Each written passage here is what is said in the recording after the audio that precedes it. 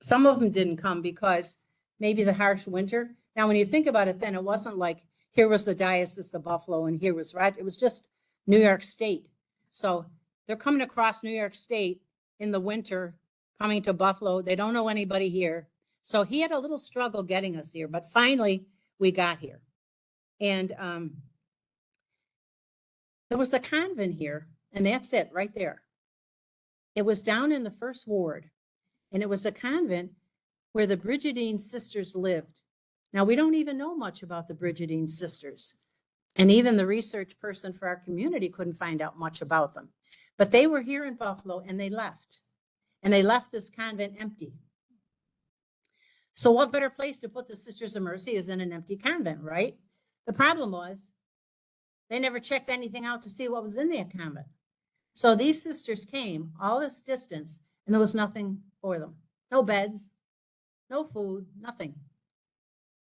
The bishop gave the Sisters of Mercy $25, told them to buy everything they needed and start feeding the poor the next day. And we did. The interesting thing about that convent, a little anecdote, the Mercy Comprehensive Care Center is right on that property today. So if you go down to the first word on Fulton Street, there's a huge medical center called the Mercy Comprehensive Care Center. And it serves the poor in that area in healthcare.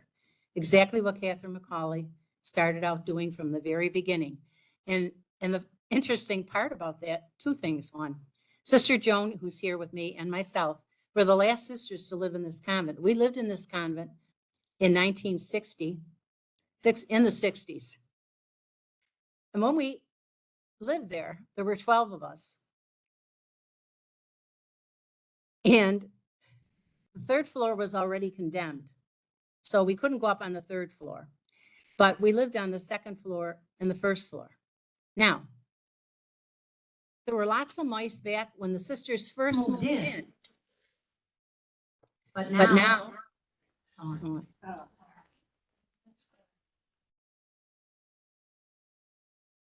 they used to stamp their feet back in the day to keep the rats away.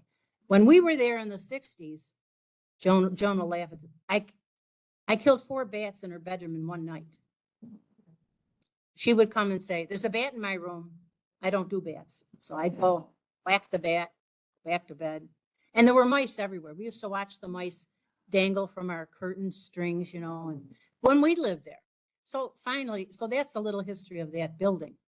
But eventually had to be torn down. Now, some of you old timers might remember the auctioneer Lou Bronstein or heard that name. Well, he came and had an auction for this convent. And the thing I remember most, whatever he auctioned off, you had to take with you. So people took, it's going to be torn down. And one guy was using them for vigil lights in his restaurant, the little stained glass pieces. Another gentleman had 10 children, and he spent all day waiting for the auction because he wanted a table. Our dining room tables held about 6 on one side, 6 on the other, and they had drawers. What were the drawers for? Our dishes. So we would wash our dishes at the table and put our set of dishes in the drawer. And the next meal, we'd take the dishes out and they were ready, and we'd wash the dishes and put them back in. He had 10 kids and he thought that was great.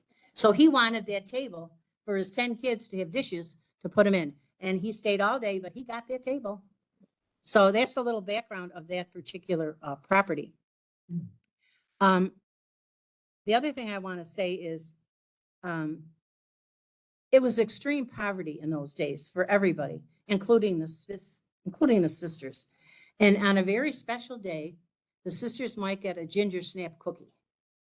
If it was a really special day, there was molasses on it. So it was not a pretty picture. Where did we go from here? Well, if you look here, we went to Batavia, Corning, Owego, Albion, Hornellsville, Wellsville, Jamestown, Niagara Falls, Leroy. We founded St. James Hospital in 1890. We went to Elmira.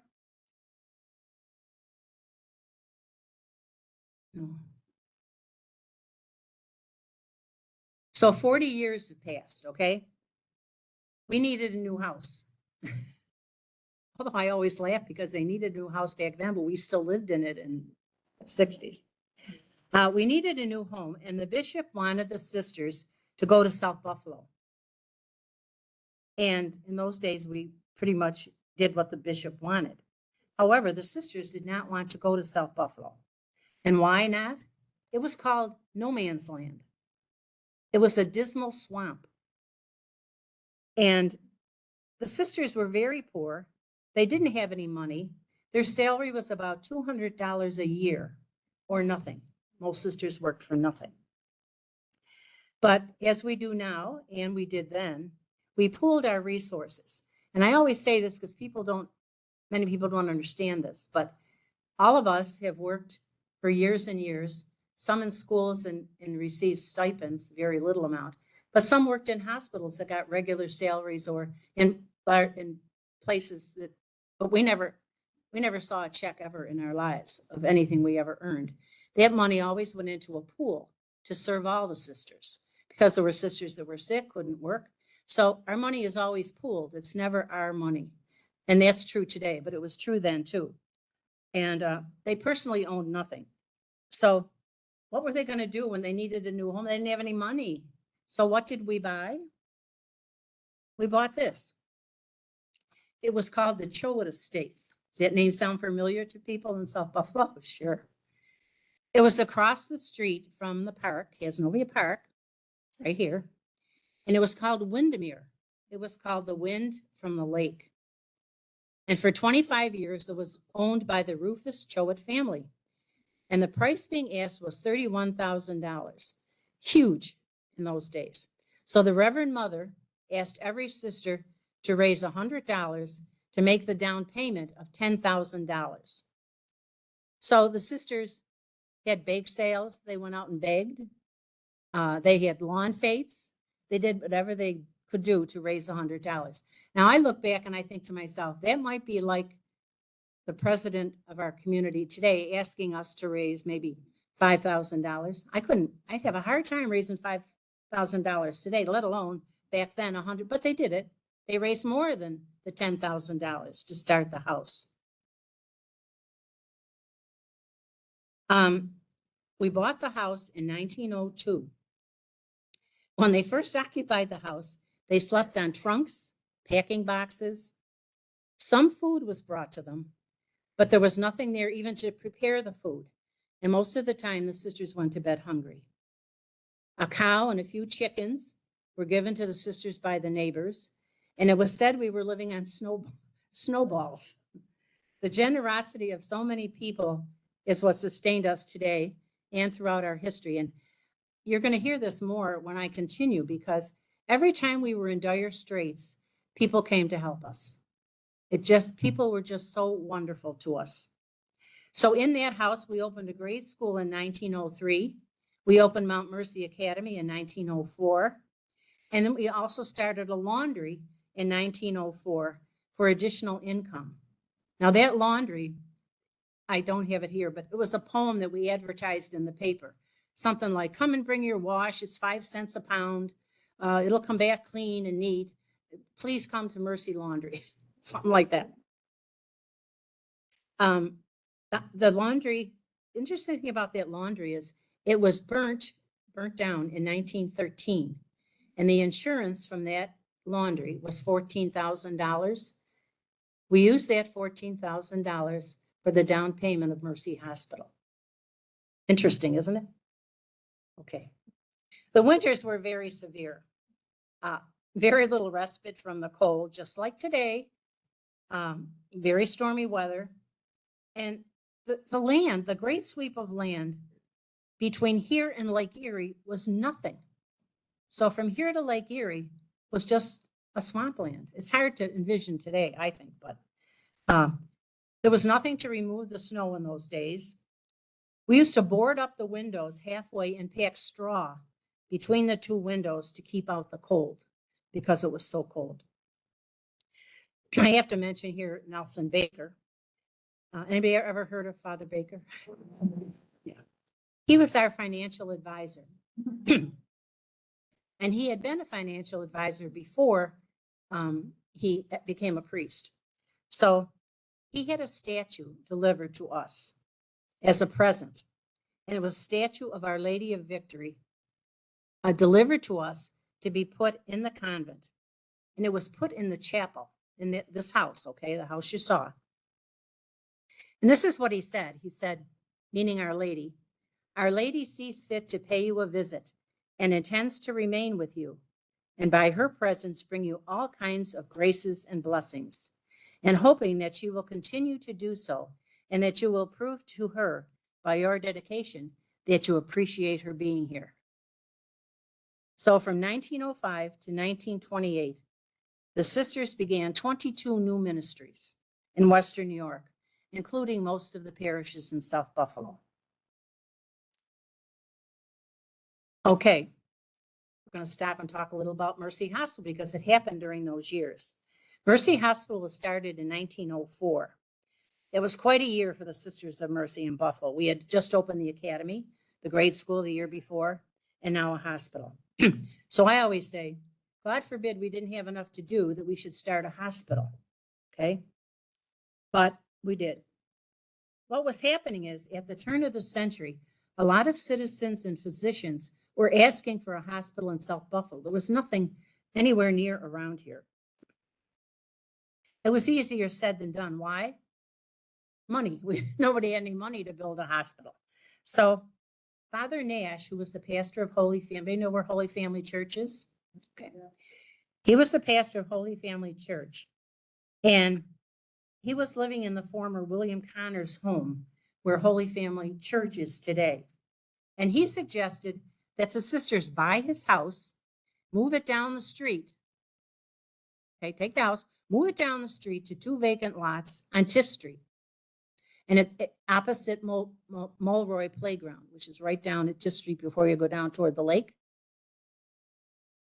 Move it down there and it'll all just work out fine. So this is a picture of the Tiff Street Mercy Hospital. Now I remember it was gone when I was little, but I remember, and maybe you people are not probably quite my age, I'm an antique, but there were steps down in the middle of the field. And I remember as a kid, we'd go down there and we were told those were the steps of the first Mercy Hospital. They were just there, vacant lot. Now there's all those newer little teeny houses at the end of Foot Street. That's where the hospital was. Okay, here you're looking at a picture of Sister Mary Camillus in the top. She was the administrator of Mercy Hospital from 1905 until 1928. Then you see a picture of the first Mercy Hospital. And then you see the first nursing class and the last nursing class from Tiff Street. They were called probies. They were like probationary nurses, so they called them probies. Okay. Here you see a picture of a card party. What's the connection? Raising money for Mercy Hospital. We had card parties, everything, everywhere to try. You can see some sisters in the picture there at the card party. They were held in a lot of the parishes.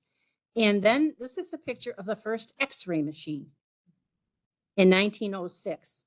And then a picture of the first ambulance in 1905, which was a horse-drawn carriage. The sisters had much to do to make this makeshift hospital possible. And they talk about the sisters did it all. They scrubbed the floors, they painted, they took the wallpaper off the wall. They did everything to make that a feasible hospital. I always think in 1904, the Mercy Hospital Aid Society was formed.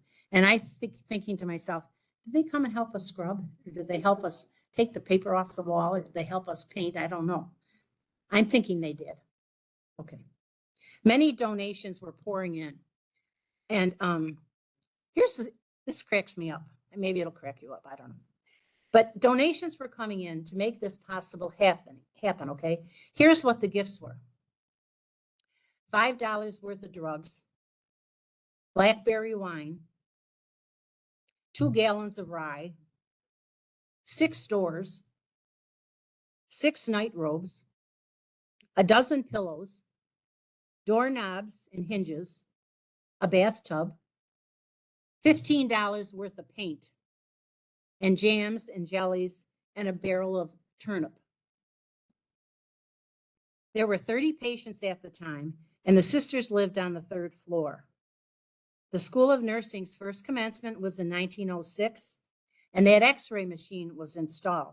The interesting thing about that x-ray machine, it was only invented 8 years prior. And Mercy Hospital is one of the first hospitals in the country to have an x-ray machine. The horse-drawn ambulance was purchased, but it was too expensive. We couldn't afford the gas. So that was the end of that ambulance. It didn't last too long. The other interesting thing is, if you look at that house that you saw, the First Mercy Hospital, there weren't any elevators or anything. The patients were carried on the shoulders of the doctors. The doctors carried the patients up the stairs to the operating room. There were no elevators, okay? Also, there was no delivery room. There were no bassinets, so you know it was used for the babies, linen baskets. Little linen baskets were used as bassinets. So in the first 3 months, this is a comparison. In the first 3 months of the hospital, there were 19 typhoid patients. Between 1928 and 1954, there were 8 typhoid patients. Kind of interesting. In 3 months, there were 3 cancer patients there. Between 1954 and 79, there were 79 cancer patients. I don't know what it is today. Here we are again. What are we doing? Raising money. So there was a lot of push for this hospital, and a lot of people who wanted it and supported it. So there was a concert held at the convention center downtown, not this one, of course, the old convention center, to raise one purpose, to raise money for Mercy Hospital. Shays Theater had a fundraiser just to raise money for Mercy Hospital. The sisters went out and waited outside the doors of the steel plant, the factories, the railroads, and begged for money to start Mercy Hospital. I have to stop here and mention Sister Mercedes because it's extremely interesting, especially for people our age. The younger generation did not know what I was talking about, but I think you might, maybe. Probably you won't. The younger people. Sister Mercedes was a patient at Mercy Hospital in 1904, and she was treated for rheumatism, but nothing helped. She had several operations. She was very severely handicapped. So there wasn't much hope left for her. But she on her own, anybody remember Auriesville and the Shrine to the North American Martyrs? Anybody? Okay. It's near Albany. And Father Isaac Joes and they were Jesuits. They were martyred there. So they were saints. And at this time, when she was trying to get better, she sent a petition to the shrine in Auriesville for a cure for herself. And all the sisters prayed for a cure for her. And a cure is necessary. If the old timers might know, in order to be canonized, you had to have 3 miracles that were proven. So she was cured. She went down and got water from the ravine in Auriesville, put it on her leg, and she was instantly cured. And Sister Camilla was the CEO or the charge of the hospital at the time, and along with the surgeons, and she had severe osteomyelitis, and it was an instant cure. And so her case is one of the cases for the cause of making Father Isaac Joes a saint. It's kind of an interesting story from Mercy Hospital. At that same time, there were a lot of flu epidemics, and the sisters would stay up all night with the patients and then work their shift the next day. I also have to mention Sister Camilla Stafford. She was the leader of Mercy Hospital. She went to the hospital as a patient in 1905, okay? God forbid you watch what your assignments were as a Sister Mercy, because she ended up being the administrator of the hospital from being a patient. But for the next 22 years, she was the supervisor, the CEO of Mercy Hospital. In addition, she was in charge of the pharmacy because CEO wouldn't be enough work to do. Might as well give her something else. And then they tell about her that money was so scarce that she used to take envelopes, anything that came in the mail, open up the envelopes, and she'd use the inside of the envelope for scrap paper. They were that frugal in those days. And also, she worked at Mercy, and as the CEO, there was better technology than this, but she had a huge book, and I've seen it. It's this big. And she would write in her meticulous handwriting the date, the name of the patient, and what their diagnosis was. And she did that for 5 years. She kept track of every patient in that book. That book is still at Mercy Hospital, which I have seen. I mean, the handwriting looks like calligraphy, and every patient's name is there. Finally, after 5 years, she had to give it up. She couldn't keep up any longer, but she did it as long as she could. She didn't trust the new methods of registering patients. So for 64 years, she worked the works of Mercy. She was a very sincere woman. She was motherly. She had a wonderful attitude. The doctors and nurses would confide in her. She would chide the doctors and nurses. She had a great sense of humor. And she assisted tons and tons of people on their deathbeds, as well as doing all of that. So I had to mention her in particular. So here we are again. We need a new hospital, right? Over 3,000 patients has passed through that little house down the street on Tiff Street. Okay. I have to say that the Sisters of Mercy did everything possible, as you can hear me tell you, to make the hospital a reality. And then the other problem was the war had a role in this too, from preventing the hospital from opening. Naturally. But this hospital at this point in time was combustible. It was hard to heat. It was too small. The dormitories and the wards were overcrowded. And when it was inspected in 1923, there were 23 patients, 13 paying patients, 6 public patients, and 4 were free. The nursing staff included 3 sisters and 11 student nurses. Guess what they had to do? Continue to raise a whole lot of money. So Father Baker, our champion financial advisor here, advised the sisters to purchase the property across the street adjacent to the mother house, which was part of the Buffalo Creek Reservation, Indian Reservation. And we agreed. So that's where the mother house is today, right across the street here. It was purchased for $24,000. Part of it was from what? The laundry. $14,000 when the laundry burned down. $14,000 from that laundry burning down went for the down payment of Mercy Hospital. Bishop Turner was the bishop at the time. He had a huge dinner at the Lafayette Hotel for 100 prominent philanthropists and rich people in Buffalo. And he had a drive to raise, his goal was $500,000. We didn't make it. I looked at over at Mercy Hospital in their archives are all the paper things in the paper asking for the $500,000. They're pretty threadbare, and some of them are pieced together, and if you touch them, they're going to crumble. But they're still over there. But we didn't raise the 500, but wait enough to keep going to get the hospital started. The ground was broken in November 1924, and the Sustaining Society was formed. And the cornerstone for the new hospital was finally laid in 1926. So the basic first part of that hospital was built in 1926. Guess what? The fundraising. Yeah. Fundraising continued in the same struggles as always. And it was opened in 1928, a 200-bed hospital at the time. Again, the first years of this hospital, money was scarce, the debts were staggering. This is interesting. The Sisters of Mercy, many of them worked in the parishes all through South Buffalo. And then there were sisters assigned to Mercy Hospital.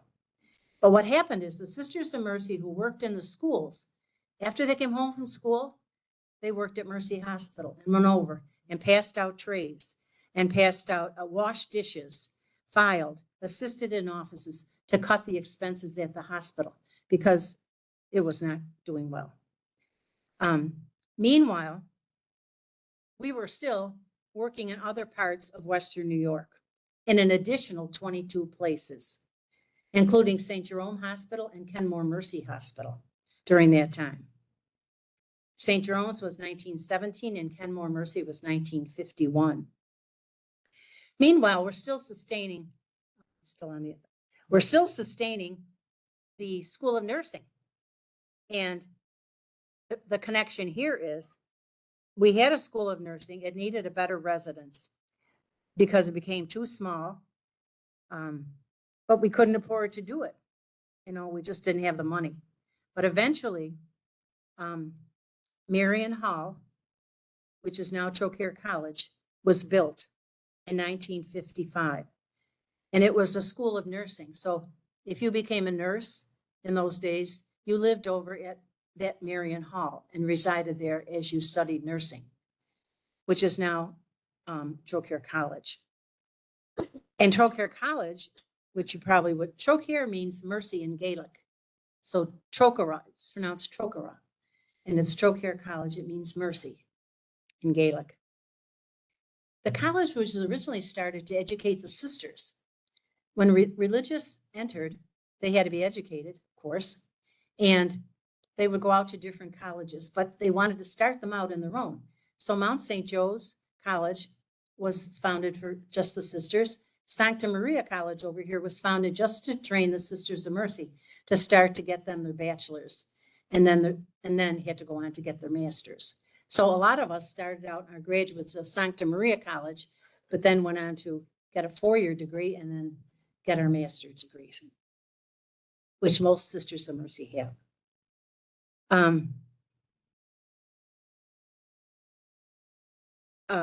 Marion Hall, which is Trocaire, at that time, it was just for nursing. When we renovated Mercy Center later, Trocaire was still in our mother house. The college was in our mother house. So when we renovated the mother house and needed more space, Trocaire had to build the addition across the street because they had to move out of our mother house. Okay.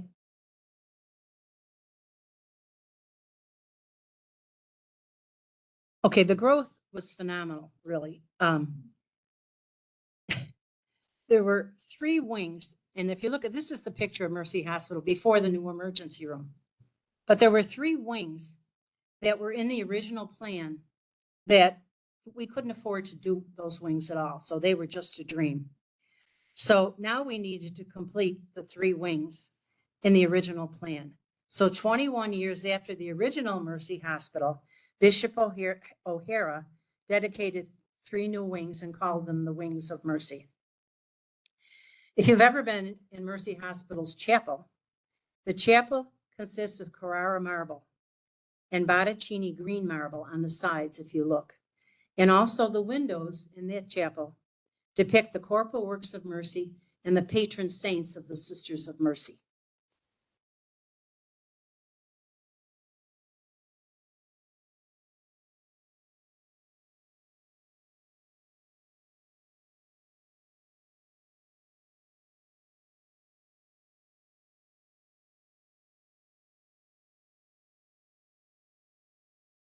Yeah, that's it. Okay. Here we see Father Krupa. Many people, he was at the hospital for, I think, 1,000,000 years, if not maybe 2, I'm not sure. But he was there forever. So that's a picture of him. He was a chaplain there. Then there's a picture of Monsignor Nash, the pastor of Holy Family Church. He was blessing a diagnostic machine. There's a picture of Sister Mary Felix, Sister Mary Raymond, Sister Inez. They were surgery supervisors. Sister Mary Bonsacurs also. They all ministered at the hospital in various capacities. And Dr. Dessou is the gentleman at the bottom, and he worked at Mercy Hospital for 50 years.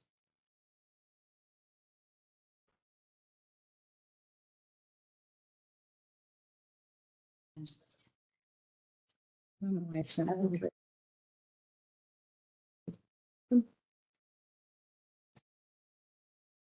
Right on the edge of the table. Yeah. Okay, yeah. There goes. No. Here we are. Eventually, we'll get there. This is a picture of Sister Mary Sacred Heart, who was the hospital administrator. Sister Mary Martha, the night admissions director. Sister Mary Vincenta, who eventually became the Reverend Mother of the Sisters of Mercy. She was the X-ray supervisor. There's Sister Mary Ethel, Sister Mary Ellen. They both ran the School of Nursing. And Sister Mary Edward was the business office administrator. And at the bottom is Sister Mary Jean Baptist, who was in charge of obstetrics for over 50 years. For years and years, the sisters were in charge of every department. So every department in the hospital, a sister was in charge. The thing that amazes me is back in our day when we entered, I think you know, most religious take vows of poverty, chastity, and obedience. The Sisters of Mercy take a fourth vow, the service of the poor, the sick, and the uneducated. But anyway, the connection to the obedience is if a group of girls entered, like I entered in 1960, and let's say they knew the pharmacy director was going to retire, well, one of those new sisters would go off to school to be a pharmacist. I mean, there was no choice, didn't bother you had the skill or not, but you were going to meet a need. So, you know, if we need somebody in charge of surgery, okay, you're going to nursing school and you're going to be in charge of surgery when you grow up, okay? I always find that very interesting. Okay.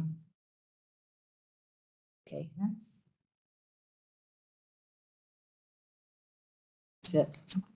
I can't, wait. No, we're at 18. Okay, here we are. We're going back to the sisters now. Mercy Hospital history. Now we're back to the Sisters of Mercy. We too had long outgrown our space. There was no room for the novices. They moved to the attic of the academy. At that time, the academy was at 69 Red Jacket Parkway. There was a coal stove, but often there wasn't enough supplies to keep it going. The walls weren't plastered. The cracks were in the walls, so the snow came through the walls. These sisters lived that way for 7 years. They washed with a pitcher and basin, and most mornings the water in the pitcher was solid ice. However, it wasn't all hardship. The sisters were very creative at having a good time.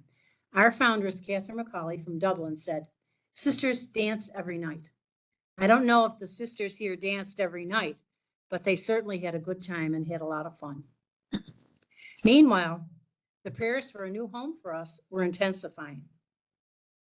So as you can imagine, money had to be raised. There were sales, lawn fetes, raffles. Plans were being made every day for a new home. And we didn't skip a beat. I think, yeah, this is still 18. Yep. Finally, evacuation began in 1909, and the construction lasted until 1912. So it took 3 years to really do that foundation. Because remember, the property over there, there was a house there that we lived in, but now we needed to really build something big.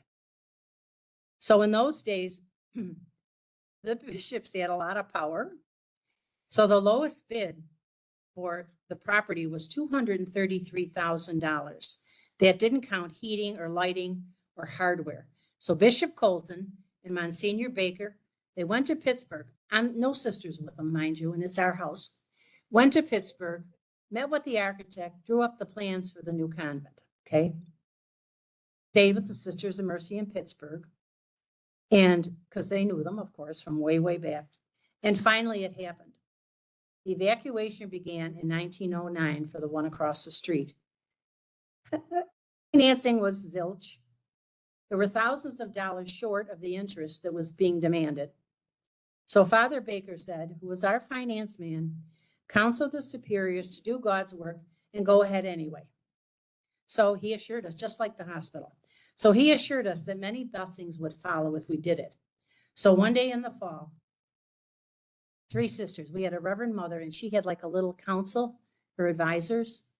One day the Reverend Mother and her counselor came down when the building was first being built.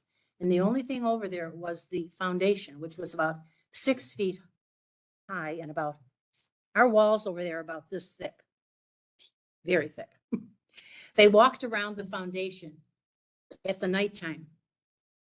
And the one person on the council said, how are we ever going to keep this building clean?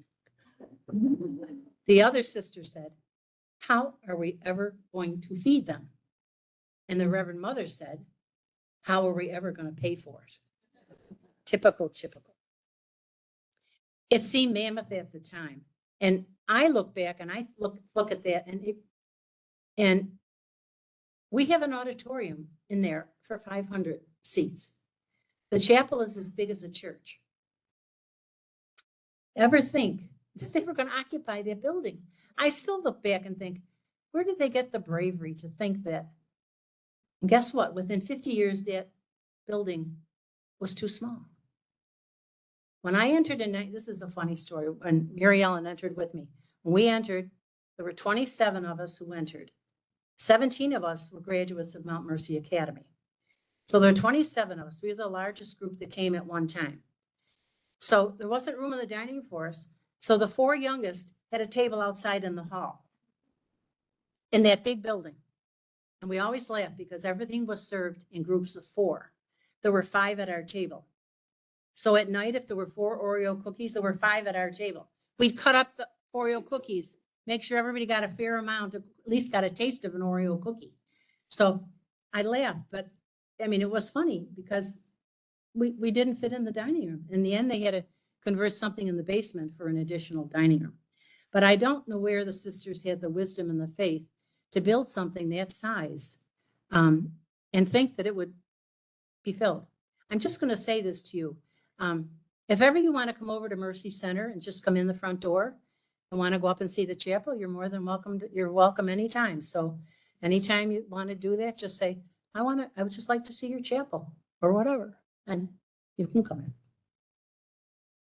in. Many tales could be told about the sisters on the streetcar with buckets and mops coming. They felt it was their responsibility to get it clean when it was open. So they would come with mops and they'd come on the streetcar and come down and try to, as the building was finishing, clean it so that we could move in. So October 15th, 1912, the dedication of that building took place. It was called Mount Mercy of Our Lady of Victory. Why do you think the Our Lady of Victory is on there? Because of Father Baker. And if you ever look at a statue of Our Lady of Mercy, which we have in our house, and Our Lady of Victory, they're almost the same. He called it Mount Mercy of Our Lady of Victory. Monsignor Baker gave the sermon, of course, at the dedication. And remember that statue? Okay. It was placed up over our front door. Remember, it was inside the chapel in the first house, and he gave it to us. When we built this house, that statue was put outside the front door at the very top. And that statue stood there until around 4 or 5 years ago. We had a big storm, and it was too badly damaged. So we had to take it down. And we weren't sure what to do with it. We certainly didn't want to get rid of it with the history of it. And so they weren't sure what to do with it. And because it couldn't go back up. Here, what happens? What happened all through this whole history? A donor came along and said, I'm going to pay to have that statue refurbished. So that statue is, that's a picture of it right there. She had it refurbished, but it was so heavy and it's not winterized. It's in our heritage room, which is outside our chapel, which you could come and see if you want to. So that statue is on the floor in our heritage room right now. And I don't know if she hadn't decided to do it, maybe we would have each gotten a chip of it. I don't know. I don't know what they would have done with it.